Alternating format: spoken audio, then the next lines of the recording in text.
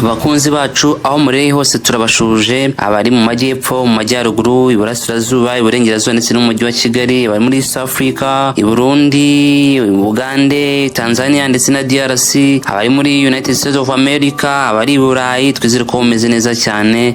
Dushimiye cyane kandi ababana natwe kuri uyu muyoboro wa YouTube channel kugira ngo badukurikira mu biganiro byinshi tuba twabateguriye. Ahangaha rero uyu munsi tugiye kubaganiza, twazanye topic nshyashya, topic nziza cyane igiye kurengera ubuzima bwa benshi. Ahangaha nimvuga yagiye kurengera ubuzima bwa benshi, mashatse kuvuga ko ari topic tugiye kuganira ku byerekeranye n'ubuzima. Usanga rero abantu benshi bakunda gutanga ibiganiro by'uburyo umuntu ashobora kugabanya umubyibuho, kuko abantu benshi usanga baba bashaka barwana no kuba bagabanuka mu mubyibuho kugira ngo mbese bananuke. Ariko ahangaha biratandukanye cyane, kuko muri iki kiganiro cy'uyu munsi tugiye kubaganiriza ndetse tubereke uburyo ushobora kongera ibiro mu gihe ufite ibiro bikeya. Ubushakashatsi bugaragaza neza ko n'ubundi ufite ibiro bikeya ushobora guhura n'ibyago byinshi bitandukanye, birimo uburwayi, immunite ishobora kugabanuka ikajya ku gipimo cyo hasi cyane, bityo uturwara utwo twose twa gripe ndetse n'utundi ugasanga turagufata ku buryo bworoheje.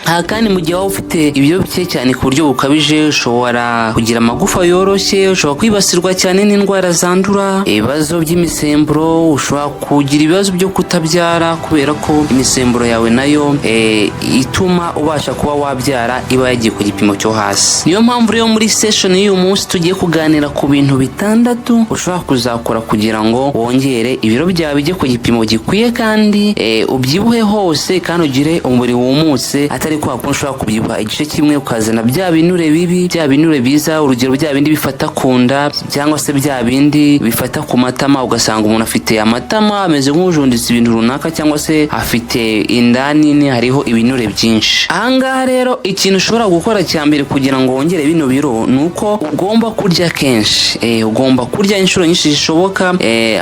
Mbese ubushakashatsi bugaragaza ko iyo urya kenshi umubiri ugira ibyo utakaza ndetse ukagira n'ibyo wizigamira. Ahangaha nimvuga kurya kenshi, nabura ushobora kurya 5 cyangwa se 4 ku munsi, kuko ubundi ubusanzwe umuntu muzima usanzwe arya 3 ku munsi, mu gitondo breakfast, saa sita lunch, na nimugoroba rero agafata ifunguro rya nimugoroba ari ryo dinner. Ariko ahangaha mu gihe waba ushaka kongera ibiro nuko ugomba kongera inshuro urya, ukarya nabura inshuro 5 cyangwa se inshuro 4 ku munsi. Aha rero ushobora kurya mu gitondo, ukarya saa 4, ukarya saa sita, ukarya saa 9 ndetse ukarya na nimugoroba. Ikindi kandi mu gufata n'amafunguro ugomba kwitonda, kubera ko mu gitondo ugomba kurya ibiryo birimo intungamubiri nyinshi kandi byinshi, na saa sita nuko na saa 9 nuko saa 9 ugatangira kugenda ariko usa naho ugabanya urya ibyoroheje, noneho nimugoroba ukaza kurya bya bindi byoroshye cyane, bana bya bindi biri buze gutinda mu nda. Ahangaha impamvu bitera nuko iyo uriye ibiryo byinshi kandi birimo intungamubiri nyinshi cyane mu gitondo, umubiri urabikoresha cyane ku buryo digestion iza koroha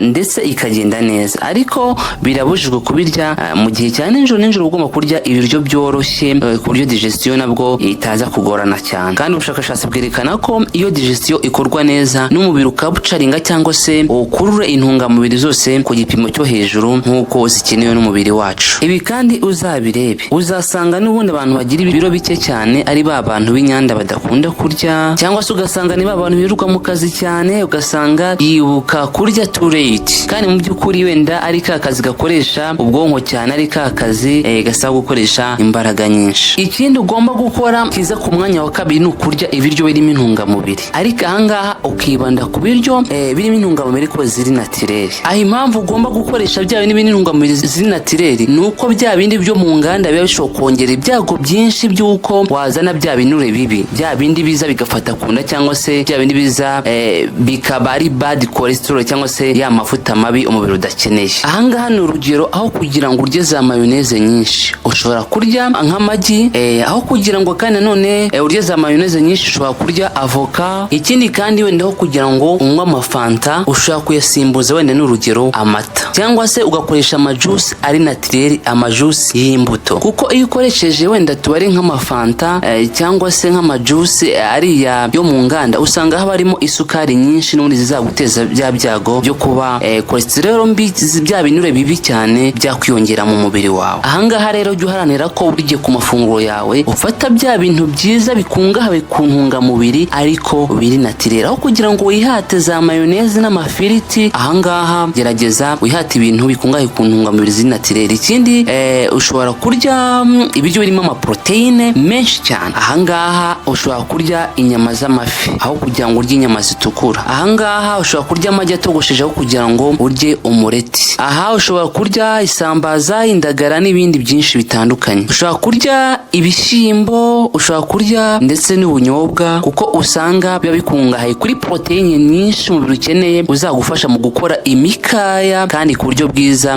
bitari bikuzanire ya cholesterol mbi cyangwa se ya mavuta mabi ashobora kuguteza ibibazo byo kuzana ibinure bitari byiza ku mubiri. Hari abantu rero usanga bafata ibintu birimo amasukari bure azwi mu kongera umubyibuho, ariko amasukari habera mu bintu uko amasukari yongera umubyibuho nabi cyangwa se azana ibinure bibi mu mubiri cyangwa se cholesterol, ya mavuta umubiri udakeneye. Niyo mpamvu uzasanga bantu banywa amaji, bantu banywa inzoga, uzasanga barabyibushye kandi bakabyibuha nabi. Ariko ahangaha ni winywera ji iri natireri cyangwa se ukanywa amata, uzasanga ubyibushye neza nta kabuza. Aha rero rino funguro ririmo proteine ziri natireri bizagufasha kukubaka imikaya cyangwa se imikaya mu buryo bwiza kandi imikaya yumutse. Aha ni hahandi uzasanga ufite umubiri wubakitse hose atari ukuvuga ngo ubyibushye igice kimwe. Aha ndaguha urugero, uzasanga abantu benshi bakunda kubyibuha ku gice cyo mu nda. Ikindi niba ushaka kongera ibiro cyangwa se ushaka kongera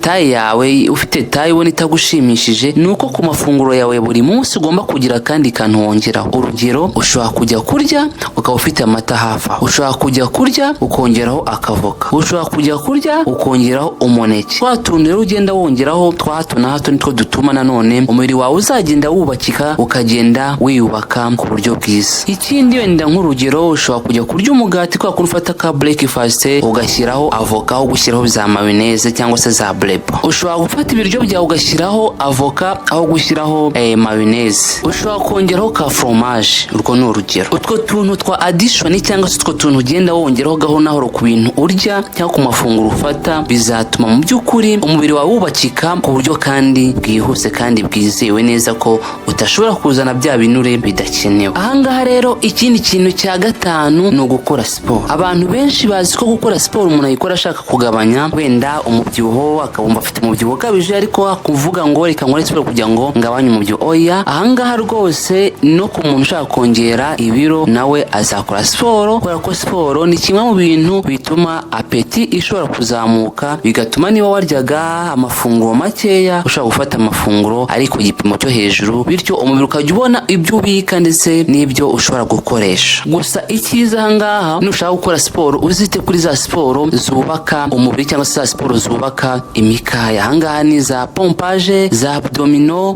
udusiporo nk'utwo ngutwo nitwo tuzagufasha cyane cyane mu gihe waba ushaka gukora siporo zigufasha mu kongera ibiro. Uretse kandi kuba siporo ishobora kuba yatuma ugira apeti ugashaka kurya cyane, siporo kandi izatuma uzabyibuha usa neza, ufite umubiri wumutse, kubera ko bya binure bibi bizaba byasohotse mu gihe uzaba uri gukora siporo. Ikindi kintu gishobora gutuma wongera ibiro ni ikintu bita stress management. Ahangaha abantu benshi bagira stress bakunda kutabasha kubyibuha, kubera ko stress iri mu bintu bishobora gutuma either utagira apeti cyangwa se uhora ufite umutima uhagaze, bigatuma rero umubiri wawe udakora neza. Ni nayo mpamvu uzajya ugenda wumva bavuga ngo umuntu ugira amahane cyangwa se ugira umushiha ngo ntago ashobora kubyibuha. Nibyo koko scientifically iyo ugira stress nyinshi muri wowe ntago ushobora kubyibuha. Ahangaha rero ugomba kwirinda bya bintu byose bishobora kugutera stress. Aha rero uba ukwiye kwiga uburyo bwose bwa stress management. Niba rero uri umuntu ukunda kugira stress cyane ukabona biraguhangayikisha cyane, ni byiza ko wakwegera abaganga b'abahanga bakagufasha mu bijyanye na mental health management. Ahangaha nubikora rwose stress ikagabanuka,